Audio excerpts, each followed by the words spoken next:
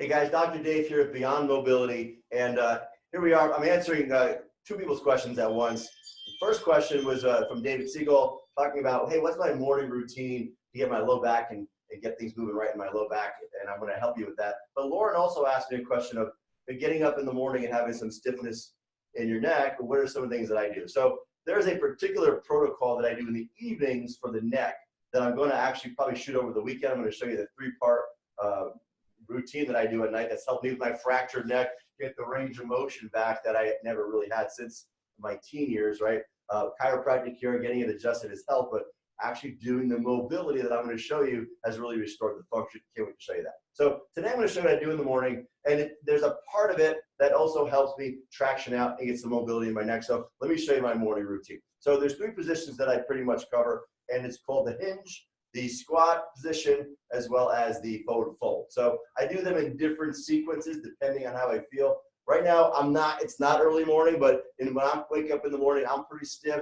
This is kind of happening when I'm making my coffee, waiting for it to be done. So my hinge position. Now, the hinge position, very important position in anything, because you want to learn how to bend forward and use your body properly. We use it a lot in fitness, the hinge that comes from the pelvis, right? So the way I do that is I tip my hands behind my back.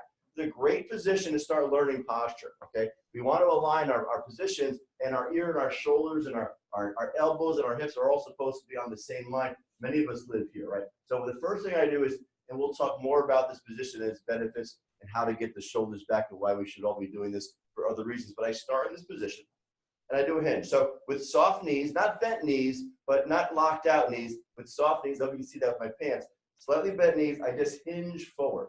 And I hinge about as far as my low back is going to allow me, and then I come back up. So it's a little bit of a dynamic motion as I'm leaning forward. And what will happen is you'll feel this. First of all, my hands behind my back gives me great back support. So I don't feel like I'm bending over from my back. Especially if I have a bad back, I can always do this by allowing that position to occur, right? So bend the knees. As I'm leaning forward, I'm really feeling this high in my hamstrings and in my pelvis as I'm working the hinge. So I'll kind of hinge out of this and challenge how far I can go each time. I'll go a little bit further, and you'll see probably that I'm getting more range of motion. I mean, I can really go forward and really stretch out those high hamstrings, which really don't get stretched out when you do a forward fold, right? You really get the other parts. You want to get that part of your hamstring. Part two, from that position, I'll then fold into a forward fold. Now, the forward fold in itself, and we'll go over that by itself at another time, is important because you want to stretch that out. You want to invert and get some traction on your spine. But so what we're going to do is, what I do is I'll go in bent knee, okay? Bent knee. So I take the pressure off my back, right? You crack a knee. Now, instead of one long lever where I'm putting pressure on my back, I'm actually having two levers or two cracks in the joint. Takes the pressure on my low back. Anybody can touch their toes with their knees bent, right? So then what you're going to do is you're going to extend your legs. And just the last thing I'm going to do is, everybody wants to look at their toes when they're touching their toes. I want you to tuck your chin. And this counterweight, if you haven't seen that from the side, then becomes this 10 to 15 pound counterweight, which is tractioning out my entire body. Not just my back, which is now inverted and decompressing, but I'm actually stretching my foot. You may feel your calves, your hamstrings, your butt, your low back, your shoulders, okay? So now I'm in this position, and Lauren, pay attention to this. What I do here is interesting. Because I'm letting my head hang, watch, I'm actually tractioning out my head. So this is almost like an inversion table where I'm actually getting my head to do long axis traction.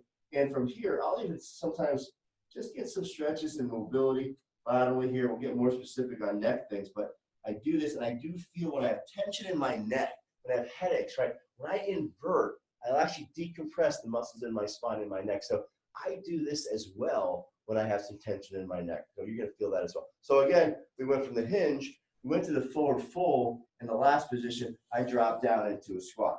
And there's many reasons, I believe, for performance and for your back, right? Squatters, you read about squatters. I guess there were people years ago that spent a lot of time down by the river washing their dishes in a squat position. But when you're squatting, notice my feet are my heels are on the ground. So I've really spent quite a bit of time working on the bottom of the squat. I actually recommend you doing the same, whether it's done against a wall, you just hang out down there for a while. You want to start opening up and getting this range of motion. It is a normal range of motion for the body, right, to be able to get here.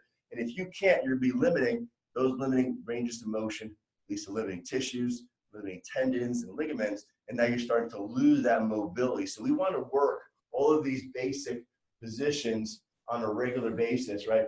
Because we're keeping the range of motion in our body. So I hope these 3 different positions were helpful for you. They're the 3 things that I do first thing in the morning, kind of get things moving. By far not the only thing that I do all day, or I do a lot of this stuff, and you'll find out more and more. But this is part of getting your body moving in the morning. Hope you liked it. Lauren, Dave, any questions and comments? I appreciate them. These questions were asked this morning, making the video today. So I want to get right back to you so you guys can get beyond mobility as soon as possible. Have a great day.